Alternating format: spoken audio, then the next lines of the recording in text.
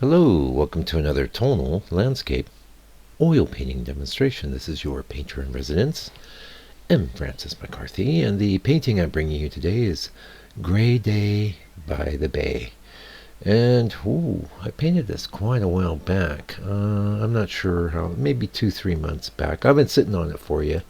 It just got placed in a gallery who I was basically, you know, just gonna walk away, but they're like, nope, nope, leave this. And I like this painting a lot, and you can see I've got the reference image up for you, which is a very artistic looking, highly manipulated digital image. It's gone through a lot, that's all I'm gonna say. Yeah. And we've got our board here. Our board is prepped with it's house paint, and it's a tone called Deep Earth, which is not too red. Yeah, actually, that gives you a pretty good. We're oiling out. It gives you a pretty good idea of what the true color of the board is. And I can sometimes work on very, very red boards, or less so. These days, less so. I like less so. Yeah, but definitely still like enough red. I have tried going even more brown than this, and it could work. But this is what I like. Now, hey, I want to point out. You check out the.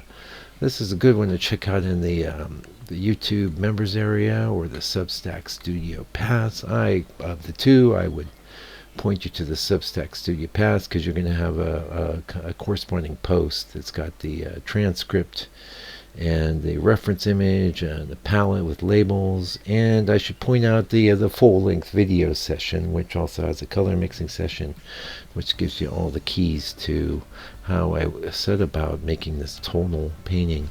Now there's a little bit of glare. You won't see it now. A little bit of glare at the later stage. I think I've adjusted enough for it. Maybe one of the reasons I didn't just throw it up on the channel right after I did it, because I was pretty happy with the painting. I think it succeeds, and the whole challenge here was making a tonal seascape, and because a lot of times, if you look at the coastals I do here, you got the blue, the aqua, the more vibrant greens. It's not all that tonal. Yeah, a lot of them just aren't that. Yes, I do cleave to a certain tonal quality with the value structure, which is something I write about in the new book. I think so much of what creates tonalism is, more so than color, the value structure of the painting. And I've proved it again and again by doing monochromatic paintings that look tonal.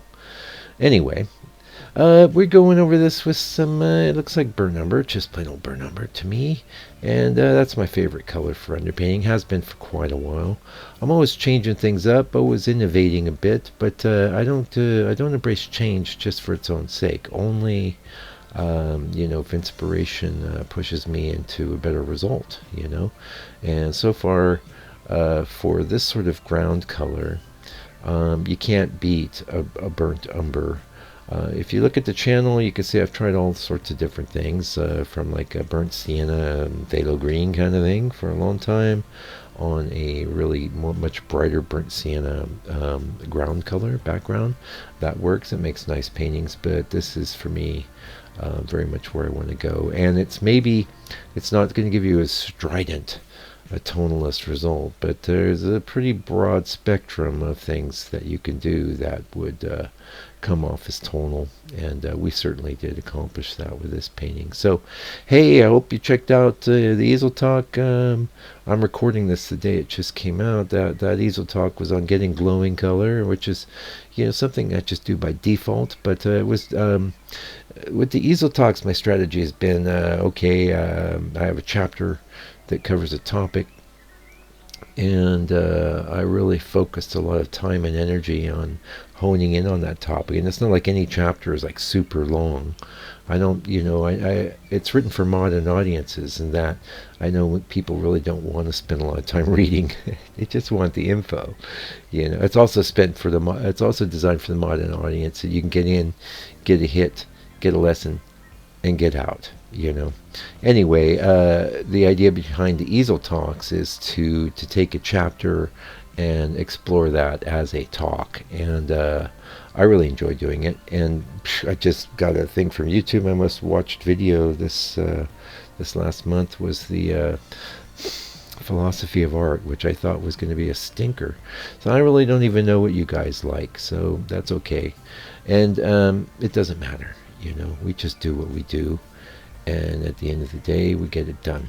And I think painting is a wonderful use of time. It's, first of all, really fun.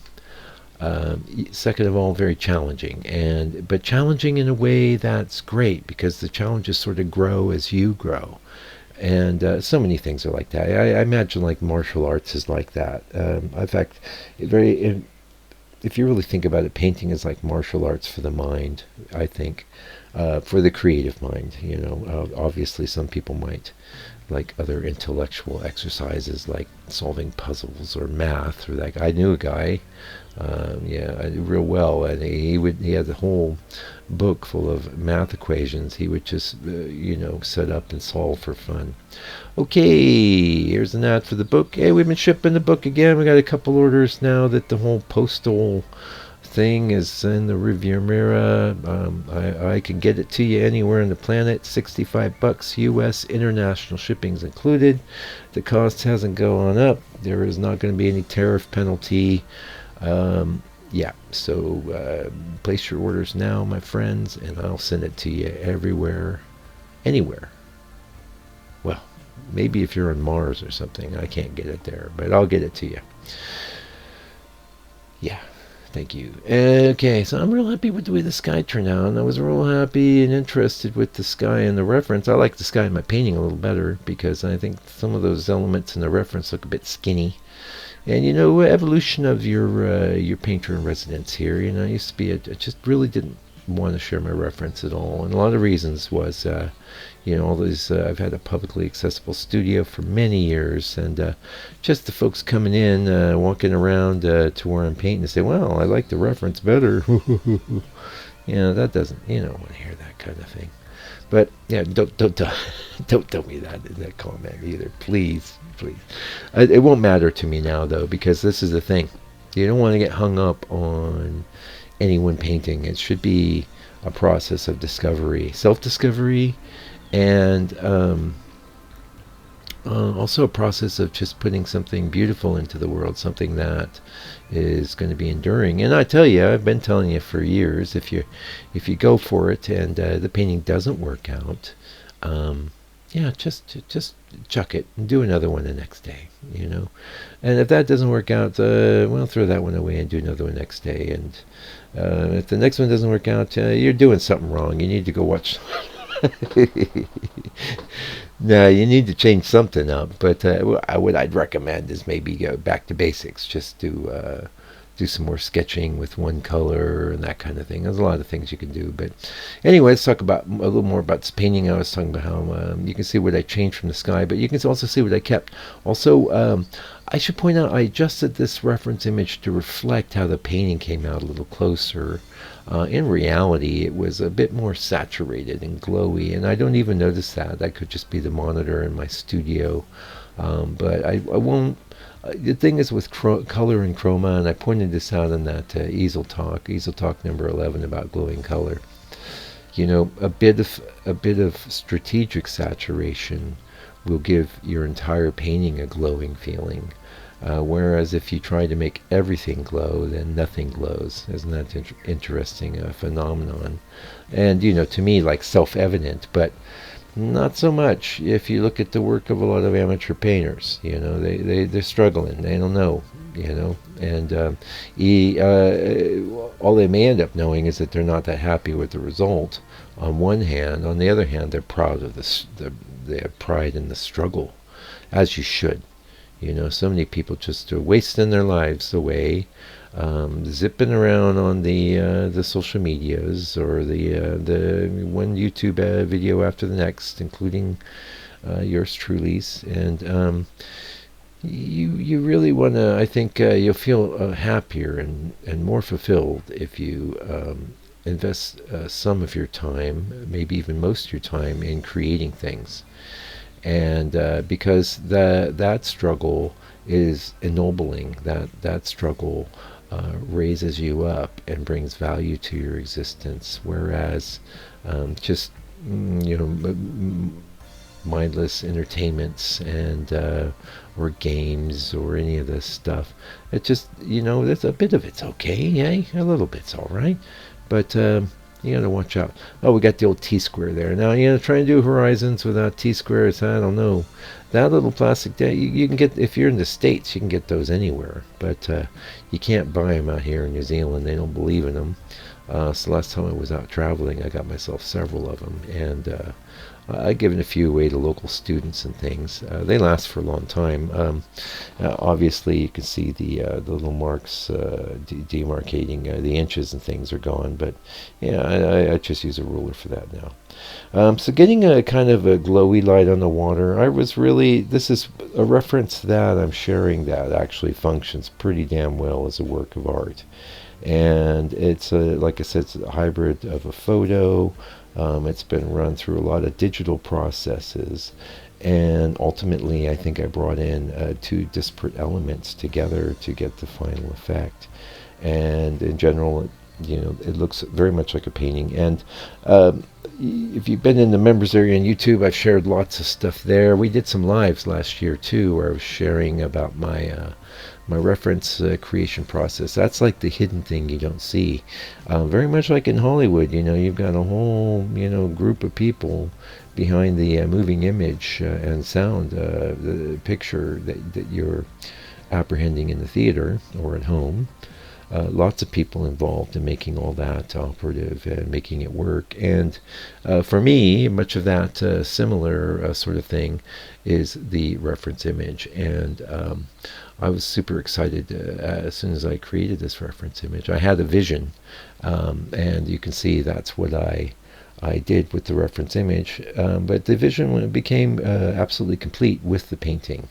And there are many times where I have to say the reference image, it almost almost functions as a work of art, but not really, not quite, and that's fine. It's great because the painting is the thing, and the painting is always the thing. The reference image sits in a folder on the computer. And like I say, I did used to be very shy about sharing that, but I'm sharing it today, and I hope you appreciate it. And actually, the people in the YouTube members area, the Substack Studio Pass area, they've been seeing these images for years now because of repeated requests to see them. And I understand it. If you're a painter and you're trying to make things happen. You want every possible advantage that you can get. You want to understand how someone like me is making things happen and putting things together. And I've been really open for a long time about sharing that. The thing is, like, you could see me do it over and over and over, but if you're not actually putting yourself through the paces as a painter, it'll be for naught. The other thing I've noticed, of course, is that if I could be sharing the most pertinent and prescient information. As a matter of fact, let's talk about it. The easel talk on composition, I thought, wow, this is going to be my greatest teaching moment. Because I've been telling you for years, it's all about composition. You get your composition right, you can get a lot of other things wrong and still have a good painting. The composition's wrong, don't matter what you do, man. You could be like Mr. Virtuoso or Mr. or Mrs. Virtuoso, detail value painter, tonal harmony for days. It won't matter because if the composition's not good, the structure's not good. And if the structure's not good, it's funky. And if it's funky, it ain't gonna work. But guess what? That composition video, the easel talk, it's the least viewed easel talk when I thought it was going to be the most viewed. And I ain't mad. I'm just going to do this stuff anyway. And I've said it before.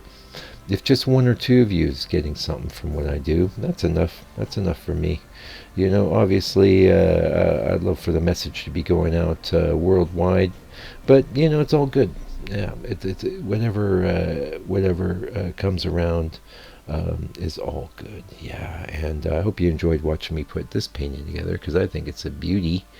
And it's all one thing. You set up the reference, you make the painting, and then you do it again. and then you want to do it again. And you can notice one big difference between the reference and my painting is I put a little more vignetting on the bottom, and I think that gives us a little, although I do like the flat effect in the reference too. You know, they're both cool. Anyway, till I come back with another video for your, hopefully for your edification and enjoyment, do me a favor and do me a solid. Take good care of yourself. Stay out of trouble. And while you're doing that, fight the power.